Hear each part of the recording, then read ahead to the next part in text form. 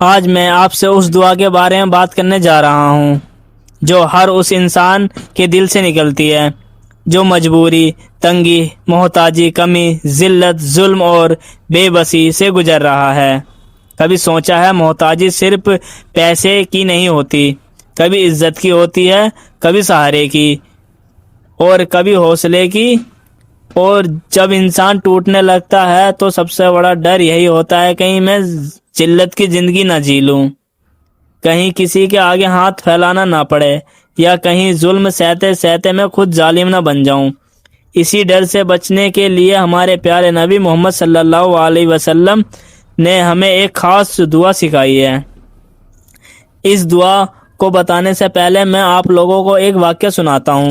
مدینہ کی گلیوں میں ایک صحابی رہا کرتے تھے۔ گھر میں فاقے تھے، بچوں کی آنکھوں سے بھوک تھی، لیکن دل میں ایمان زندہ تھا۔ ایک دن مجبوری بہت بڑھ گئی، وہ مسجد نبی پہنچے، نہ کسی سے مانگا نہ کسی سے کہا، بس اللہ کے سامنے رو پڑے۔ اسی وقت حضور پاک رسول اللہ صلی اللہ علیہ وسلم تشریف لائے۔ آپ نے اس کی حالت دیکھی اور انہیں یہ دعا سکھائی اور فرمایا، اللہ کی پناہ میں آ جاؤ، کیونکہ جو اللہ کے حوالے ہو گیا اسے پھر کوئی ذلت نہیں دے سکتا۔ اس صحابی نے اس دعا کو ہر نماز کے بعد پڑھنا شروع کر دیا۔ کچھ ہی سمے میں اللہ نے ایسے راستے بنائے جہاں سے انہوں نے کبھی سوچا نہیں تھا۔ رزق آیا، عزت آئی اور سب سے بڑی بات، دل کو سکون مل گیا۔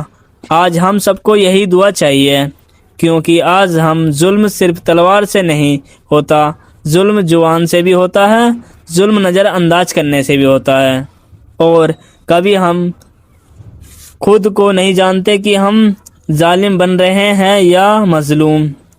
اس لیے یہ دعا ہمیں دونوں سے بچاتی ہے۔ اب میں آپ لوگوں کو وہ دعا بتاتا ہوں۔ اللہم انی ارجو بکا من فقری و قلتی و ذلتی و ارجو بکا من ان اظلم او اظلم۔ اگر آپ تنگی میں ہیں، لوگ آپ کو دبا رہے ہیں، آپ کو ڈر ہے کہ مجبوری آپ کو غلط راستے پہ نہ لے جائے، تو یہ دعا پڑھیے، کیونکہ اللہ کی پناہ سب سے مضبوط قلعہ ہے۔ اس دعا کو ہر نماز کے بعد پڑھیے۔ یا اللہ، ہمیں محتاجی سے بچا، ذلت سے بچا اور ظلم کرنے اور سہنے دونوں سے بچا، آمین۔ کبھی سوچا ہے جس نبی محمد صلی اللہ علیہ وسلم نے پوری دنیا کو روشنی دی، وہ نبی صلی اللہ علیہ وسلم راتوں کو اکیلا بیٹھ کر رویا کرتے تھے، اپنے لیے نہیں، ہمارے لیے۔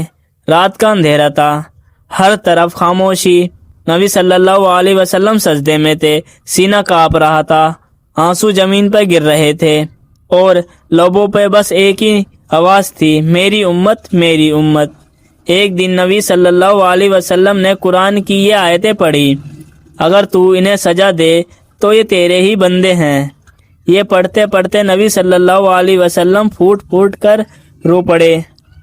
اللہ نے فرشتوں سے فرمایا، جاؤ دیکھو میرا حبیب صلی اللہ علیہ وسلم کیوں رو رہا ہے۔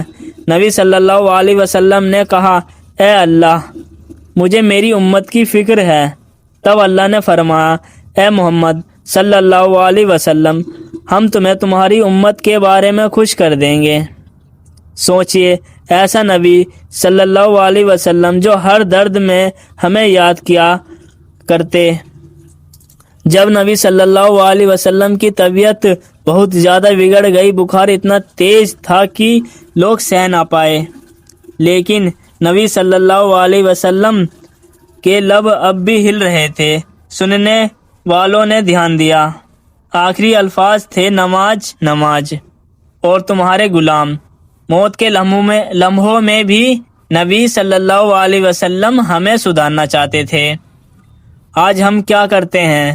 نماز کو بوجھ سمجھتے ہیں، سنت کو چھوڑ دیتے ہیں، گناہ پر شرم نہیں آتی، اور وہیں نبی صلی اللہ علیہ وسلم راتوں کو روتے تھے کہ میری امت جہنم میں نہ چلی جائے۔ سوچئے، جب قبر میں سوال ہوگا ہم کہیں گے